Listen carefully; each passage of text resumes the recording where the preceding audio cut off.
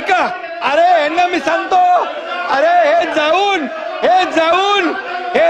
हे गेले होते तिकडे, हे गेले होते लोटांगण घालून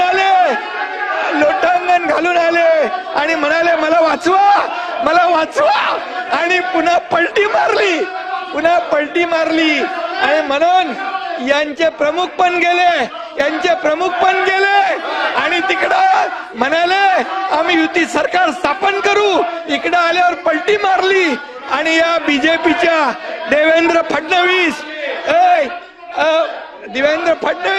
गिरीश महाजन, प्रवीण दरेकर, आशिष शेलार या 4 लोकांना जेलमध्ये टाकणार होते. जेलमध्ये टाकून महाविकास आघाडी सरकारमध्ये भारतीय जनता पक्षाचे आमदार घेणार होते. त्यावेळेस मी यांचा डाव मोडला, यांचा टांगा पलटी करून टाकला, यांचा टांगा पलटी केला आणि महायुतीचं सरकार आणलं. महायुतीचं सरकार बसा औरंगजेबी विचार तुम्ही सोडा. औरंगजेबीचे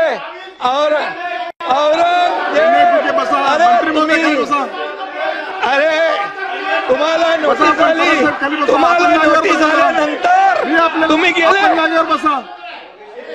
हे एक मिनिट तुम्ही बसा खाली. आपण का उभे आहेत? बसा ना जरा. आपण हेमंत पाटील जरा खाली बसा. गिरीश महाजन आपण खाली बसा. खाली बसा. हेमंत पाटील खाली बसा. अरे आपण बसा जरा. सगळे खाली बसला. ऐकतात. उपमुख्यमंत्री सरकारची भूमिका 289च्या अनुषंगाने आपल्याला देत आहेत. मला वाटतं की त्यांचं बोलणं कंप्लीट झाल्याच्या नंतर आपण पुढे जाऊया. परंतु शासनाची भूमिका आपल्या 289च्या अनुषंगाने जर बोलले असतील तर आपलं नाव घेतलं नाही. आपण कोणत्या मुद्दे बोलला? अरे सत्तेसाठी हे लाचार झाले. सत्ता मिळावी म्हणून तुम्ही बाळासाहेबांनी ज्या काँग्रेसला लांब ठेवलं त्या काँग्रेस बरोबर बसले. औरंगजेबी विचार तुम्ही घेतले, बाळासाहेबांचे विचार सोडले, शिवाजी महाराजांचे विचार सोडले.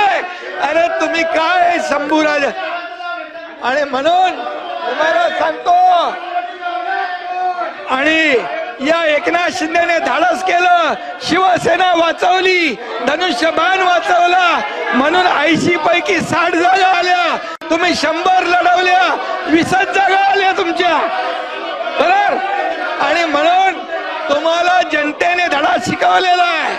जनतेने धडा तुम्हाला शिकवलाय. जनतेने तुमची जागा दाखवली आहे. आपण बसा. विरोधी पक्षाने आपण जरा बसा. जनतेने तुमची जागा दाखवली आहे आणि तुमच्या हिंमत असेल तर सांगा. आपण असं करणार, टॉर्चर करणार. त्यावेळेस आपण भाषणामध्ये व्यत्यय येत असताना दोन्ही बाजूच्या सदस्यांनी असं उभं राहणं योग्य नाहीये. लोकसभेच्या निवडणुकीमध्ये याकूब मेमन याची कबर सजवली. तुम्ही लोकसभेच्या निवडणुकीत पाकिस्तानचे झेंडे नाचवले. तुम्हाला लाज वाटली पाहिजे. अरे हिंदुत्वाचं नाव घ्यायला लाज वाटली पाहिजे. आणि म्हणून या एकनाथ शिंदेने धाडस केलं, हिंदुत्वाचं सरकार आणलं. हिंदुत्वाचं सरकार, बाळासाहेबांच्या विचारांचं सरकार आणलं. 2.5 वर्ष आम्ही महायुतीचा कारभार केला. 2.5 वर्ष महायुतीचं सरकारने काम केलं म्हणून तुमचा विरोधी पक्ष नेता पण गेलं. अरे तुमचं काही गेलं. आणि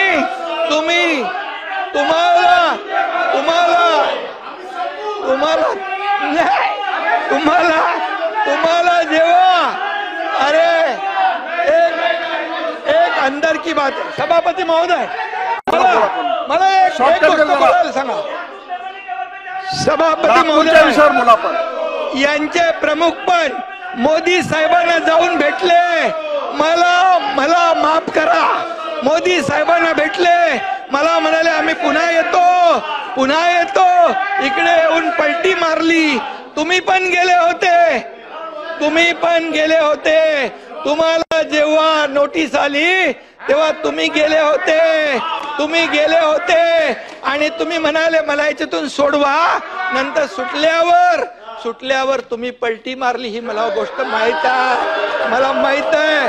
आणि म्हणून सांगतो तुम्हाला, आम्ही जे केलं ते खुलेआम केलं, आम्ही जे केलं खुलेआम केलं, आम्ही लपून छपून गेलो नाही.